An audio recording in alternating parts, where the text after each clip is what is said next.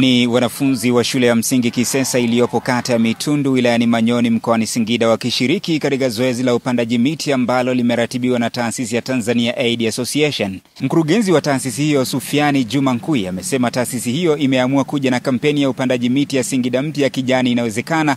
ili kumuunga mkono Rais wa Tanzania Daktari Samia Suluhu Hassan katika utunzaji wa mazingira, hasa kutokana na hali ya ukame iliyopo mkoani Singida. Sisi kama sekta binafsi tumeamua kumuunga mkono mama yetu, rais wetu ambaye kwenye nyakati nyingi amejitambulisha duniani kama mwana mazingira bora,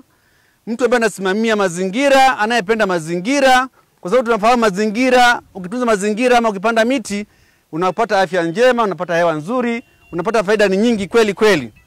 Tumewaletea miti 500 katika shule yenu hii ya msingi Kisesa ili nyie muwe champion